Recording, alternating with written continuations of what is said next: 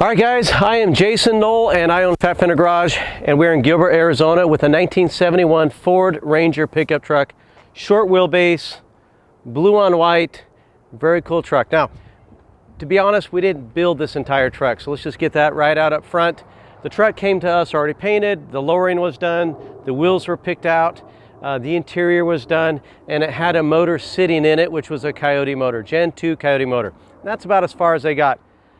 Some other struggles, the customer said, hey, can you guys help me finish this up and get it going and work out some of the bugs, put some miles on it, and get my supercharged truck working? We said, absolutely, bring it down. So he brought it up from California. He might be a Dodgers fan. I haven't decided if it's Dodgers, Dodger Blue, but no, he's an actual diehard Dodgers fan and goes to probably all the games that they have anymore. And so this is kind of a tribute truck, but also for fun at the same time. So a cool truck, but what we have under the hood is even cooler. So let's see if we can figure out how to get this open. Every truck, it seems like they're always a little different. And here is just raw power. I mean, this thing is built to go. You've got some huge cooler lines going to the reservoir for your intercooler storage tank. This thing is just really, really built to go. We've built a custom intake that goes from the 4-inch round up into the oval. Got everything hooked up, did all the tuning, the driving. We got about 700 plus miles on this thing. And at the end, went through the fuel system, finished up the wiring that was started. And at the end of the day, changed it out to our radiator, our electric fans, and got it to where this thing's ready to go. This thing's a beast. Now, you probably saw a video where we did this on the dyno machine. It was just under 600 horsepower, not to the crank, to the rear wheels.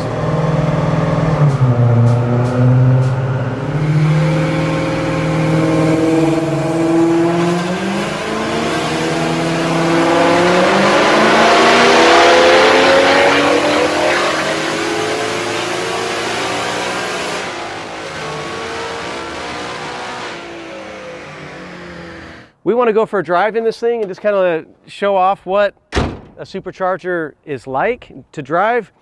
This could actually kick out a lot more horsepower. We've beefed up the front timing chain guides, the hydraulic tensioner, and so this thing can handle 3,000 horsepower. The motor probably wouldn't handle it, but it's built to handle it. And so we're really excited about taking this thing out and just really push the limits on this thing and show you what it's like. I mean, I'm not going to push it too hard, but we're going to go for a ride. We've already pushed it on the dyno. We know what it does on the dyno, and we'll push it on the streets. We can't go all the way mashed down to the ground because we'll be doing burnouts in 4th, 5th, 6th gear. So pretty cool. We're going to go for a drive and just kind of let you see what it's like to ride inside a supercharged F100. Okay, I finally got strapped in.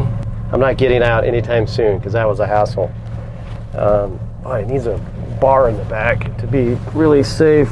I don't know that this is really the way it's designed to be. You're supposed to have a bar in the back that everything stays on. But anyway, so we've got, this is a low car shifter. It also has, you can slide it over and hit plus and minus to manually shift it. So it's an option you can have. Since you don't have paddle shifters, you can just use this for shifting. So we're in drive. We got our VHX Dakota digital gauges. There's a vintage air AC system that someone had installed, not us, but it's there, it works, it's cool. And we're ready to go cruise around. And so we'll just go have a good time. And then we'll go around the block a little bit and have a little fun in this thing. So this truck is lowered with just DJM suspension. They call them Dream Beams. And then from there, it looks like they cut the coils a little bit to try to get it just a little bit lower. It looks like they've got maybe a TCI 4-link or something like that in the back that was installed, and a C-notch in the frame. And so it kind of got it a little bit lower. It's really not that bad of a cruiser. It's not a Crown Vic, which I'm glad they didn't do that, because me and Crown Vics just don't see eye to eye. I just don't think that's the best way to do it with these trucks. It's a way, but it's not, the best way to put suspension underneath the front. But anyway, so we'll cruise.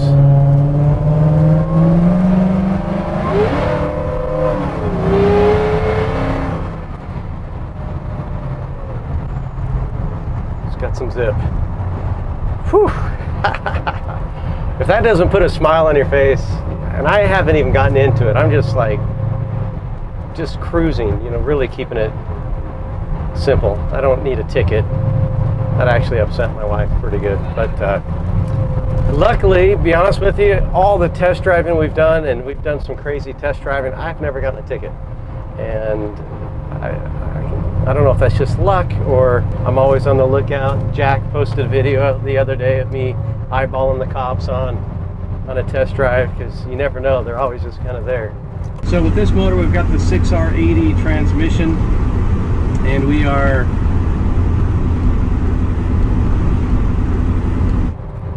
you always wonder what speed limit you're going when you see them. Man, it drives pretty good. I'm surprised. We, you know, for an old 1971 pickup truck, this actually drives really well. I'm pretty impressed with it.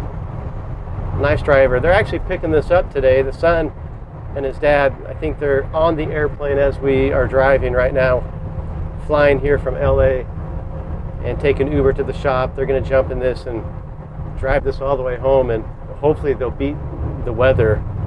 We are expecting rain in a couple hours, and so hopefully they'll get on the road and get out of here and beat it. But they should have a fun time. Like I said, there's 829 miles on this thing, and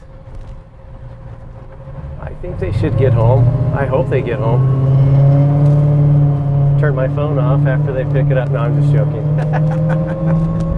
Make sure they have my cell number in case something happens and they need to bring it back for something, but I'm not anticipating anything. We've got a lot of miles on it. So the interior here is a TMI interior they purchased and installed.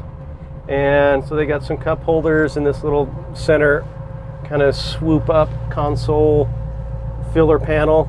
And then it looks like they had a little piece made here for the low car shifter to kind of hide that.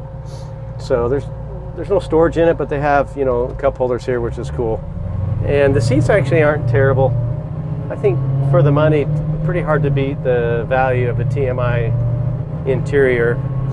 And you get a dash pad and all that other stuff that you need to match.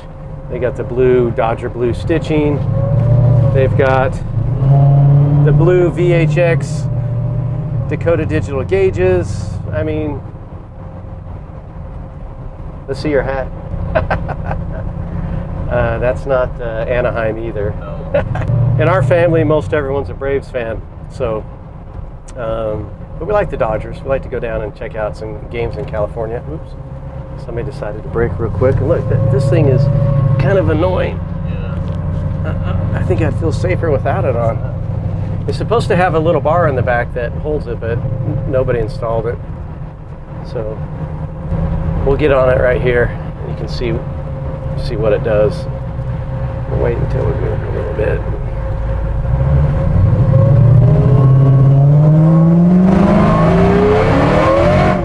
Well, oh yeah, here's a Mustang.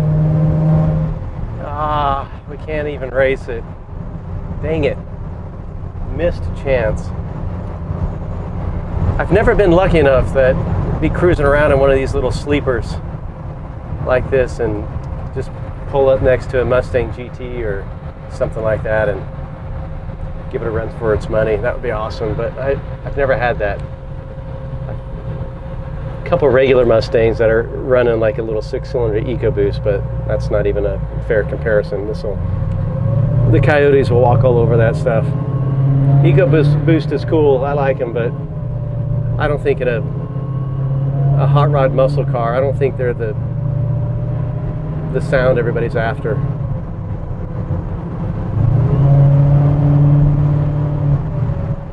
Just driving an old truck, as you can see with the Supercharger, it's actually not that hard to drive. it's pretty easy. There's a lot of power there. We're not really getting into it on the streets. You can see there's a side street up here we're going to take, and we'll be able to get onto it pretty good and let you see what that's like. But mostly I just need to give this a little test drive myself and make sure it's checks out. Something doesn't feel right or doesn't handle right, or it's not like as ideal as we'd like it. We want to make sure it's good before we send it out of here. Even though we didn't do a ton of the work on it, it's still good practice just to make sure everything's safe for them driving it home. It's a long ways to drive it home. There's a cop right over there. Is there? Yep. Let's race him.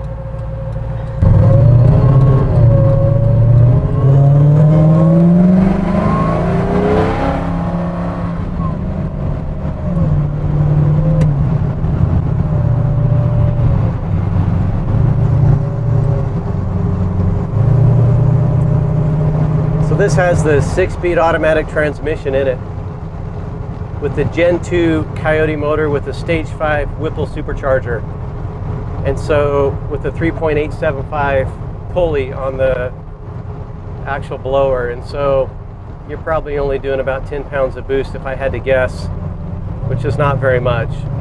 Like I said earlier in the video, the components that we put on it to kind of upgrade the front part of the motor can handle a lot of power. I think MMR says they can handle up to 4,000 horsepower, but you'd never get a motor and transmission to hold up to that unless it was built. But a nice running Gen 2 with a Whipple Supercharger on it like this is going to be just a lot of fun. So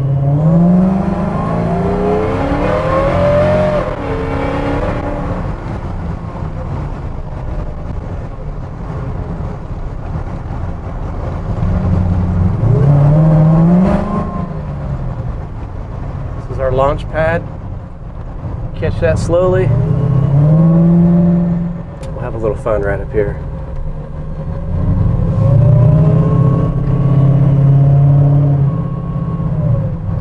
This will be our last little trip down here, because usually when we do this we go park it in case the cops come.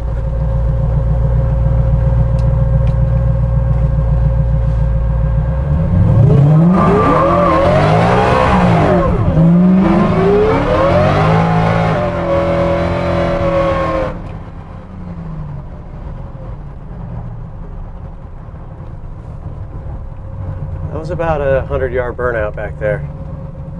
Goodness. All right, that was fun.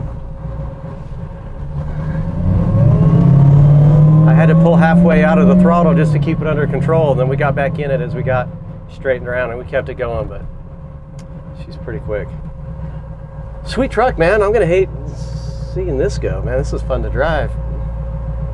But we got others to drive. So that's the best part about this business, is when one is done, another one's almost done, and we get to drive another one. So we'll be driving a 55 F100 next, probably on Monday, and that will be a pretty cool ride. That one's on a brand new chassis of ours, and so we'll take that out. It rides super nice, like it's just the suspension and handling and everything is really fun. But we're gonna park this one, and we are gonna call it success. We'll wipe this down and get it ready to go and get it ready to get on the road, and so hopefully they get here soon enough to, like I said, beat the weather. So in Arizona we don't get a lot of rain. When it does come, we feel pretty blessed because it's dry here.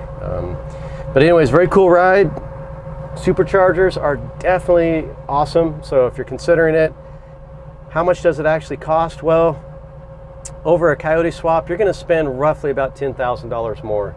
By the time you buy this Whipple Supercharger or just any supercharger, you get your intercooler installed, you get it plumbed, you buy the intercooler pump, you got to make a reservoir for it, you got to get all of that stuff plumbed, the labor and everything to put it together. You probably spend about 10 grand over what you're going to spend just to get a Coyote swap done. So does that always make sense? You know, well, it's actually probably cheaper than doing two turbos. Turbos are going to cost you a little bit more money. I would suspect you'd probably spend 15 grand if you're doing like twin turbos. Now, with the Supercharger, it's instant power. It's right there, and so it's a little bit easier to do. There's not as much work. It looks cool.